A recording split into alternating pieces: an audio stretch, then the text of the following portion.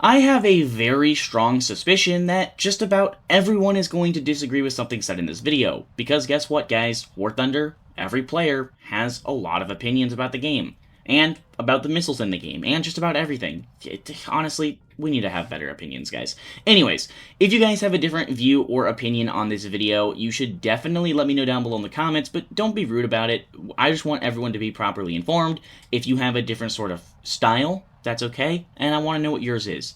Before we dive into this video, I'd appreciate it if you guys hit the like button and subscribed. Only 11% of my current viewers are subscribed. I appreciate each and every one of you that supports my channel. Also, feel free to join the Discord link down below in the description. I love to talk to all of you guys there, and it's the best place for you guys to give me feedback and information.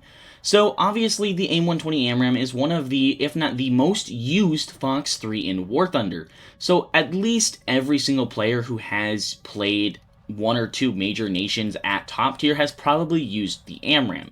So, if you guys aren't too familiar on the AMRAAM variants we have in game, we have the AIM-120A, the B, the C, the C7, the C5, the D. So you kind of get the idea. And the thing is, some of these missiles are just a little weird because of how Gaijin models them. Like the A and B, as far as I'm aware, don't have a difference. Or I thought maybe they had some sort of, guidance difference, but I guess not. I don't really use Gaijin's, like, information or stat cards because I just like to go off the way they play.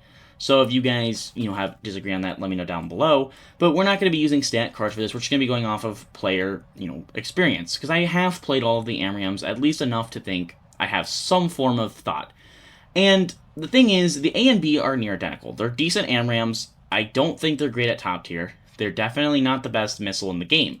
The C5 is where players get super opinionated because this missile is better at longer ranges than the A and B, but it is far less superior at closer ranges. And then you get into missiles like the AIM-120 C7, which is your air or your ground-to-air missile found on like the Claw systems, and that is just an improved C5. Personally, I think it should have been added for aircraft as well, but it's not yet. And then we get into the AIM-120D, which is by far the best AMRAAM, being a, the GPS update or upgrade to the guidance system, which even if it's not major to some players, it's major enough that it is important. Now, my personal opinion is the AIM-120D is absolutely competitive in Warthunder. This is probably going to be one of the best Fox 3s for a while. I know a lot of other players will say things like the Mika EM's the best, or the AIM-120 A and B is the best, or the R77-1 is the best. It fully is dependent on player style. Like, you can have players that are competitive with the AIM-9B, which is, the first AIM-9 we have in the game, but you'll have other players that say it's terrible, useless, and you shouldn't use it. It very much goes from player to player. Now, I want to note that, unlike other nations, the US really only has one type of Fox 3, like main type, I mean. Obviously, we have the AMRAAM, and we have the AIM-260, and we have several test beds, and then obviously the AIM-174. In Warthunder, it's just the Phoenix and the AIM-120 right now. The AIM-120 is obviously the most used Fox 3, but other nations like Russia have, not in-game yet, but have several different types of development of Fox 3. So obviously the R77, they have the R37, and so on and so on. And then China also feels like they have a lot of development with other experimental missiles. Obviously, again, only having the PL-12 in Warthunder, and the PL-10, which is just copy-paste PL-12 as far as I remember. And that's just kind of, how it goes. So the US isn't going to be getting any sort of new Fox 3, or any nation's not going to be really getting a new Fox 3 until we get the Meteor and we get the AIM-174. And the AIM-174 is only found on the Super Hornet.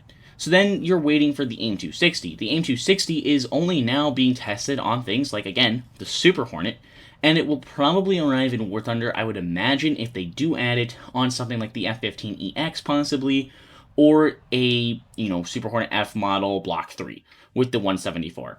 Now, I also want to say that unlike countries like Russia in Warthunder, the US doesn't have a good Fox 1. Yes, the AIM-7P is okay, but it's nowhere near as good as the R-27ER. I know a lot of players that play Russian aircraft at top tier that say the R-27ER is perfectly suitable, and, for top tier because of how the Russian radars work in game.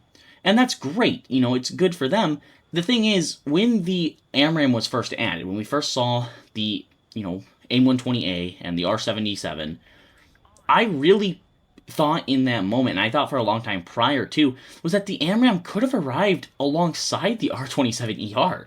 Given how, the AMRAAM was not the best at that, when it was first added. And it was, still, it had pros to the R17, but it also had cons, or the R27. The R27 was still faster, and it still technically, I feel like, had a longer range, but the downside was indeed the fact you couldn't fire and forget, which is why a mix of R27s and R77s, feature Russian and Soviet players so good, and I guess China players too. I don't know if they actually have the ER though. I know they have the R. Maybe they have the RE or ER1 or whatever it is. You guys kind of get the idea. There's no backup missile for NATO aircraft and U.S. aircraft. There is no other Fox 1. And I'm not saying like this is a major thing. It just kind of means you're stuck in a situation where you have AMRAAMs competitive for different things. If you have an aircraft that runs the A and the C5, you might want to run the A or B for close range, but the C5 for distance. So it does kind of cut into the competitiveness because the R27ER is such a good all-around missile, and then the R77, especially the Dash 1, is phenomenal at close ranges like the AIM-120A and B, but it is also very, competitive at distance. So it's, competitive with the C5 and the D. Now, I do think the AIM-120 right now is in an okay spot. I don't think it's the best missile in the game. I don't think it's the worst. I mean, I honestly do think the AIM-120D is the best Fox 3 in Warthunder currently.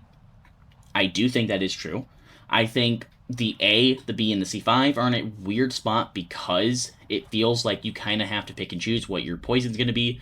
Distance, close range, you kind of got to decide. And like I said, I feel like the other countries, especially Russia, have a little bit more flexibility with that because of how good the R77 is at distance and close range and how good the ER is. So it just kind of depends on the player base. Like I said, player style is a big thing here. If you like the AMRAAM, you're obviously going to think it's a perfectly fine missile. If you hate the AMRAAM, vice versa, you're going to hate it. You're not going to enjoy it.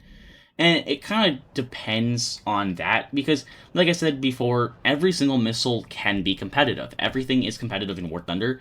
You can kill an F-16 with a P-51. Like I've done it before in top tier. You can take a P-47 and go shoot down a Su-27. It just takes, sometimes luck, sometimes a little bit of skill, and just a weird opportunity, I guess. But you kind of get the idea. Like, there isn't necessarily a cut in stone, like, this won't work in War Thunder, and the AMRAAM is competitive enough that it's not an issue. I don't think we're going to see a major rehaul of Fox 3s anytime soon. I do think we might see AIM-120 models updated and upgraded as the game progresses and we get more modern aircraft like the F-15EX and things eventually like the F-35. So I do think at some point we will see AMRAAMs kind of get rehauled, but nothing major right now. I do hope you guys have enjoyed this video. I enjoyed making it. I want to know what your thoughts are down below in the comments. Do you guys think the AMRAAM is in a good spot, a bad spot? Is it competitive? Is it not competitive enough? What would you like to see changed by Gaijin to make the AMRAAM better or worse? And, just let me know what your thoughts are on that. Hope you guys have enjoyed this video. Make sure to hit the like button and subscribe, and I will see you guys in the next one.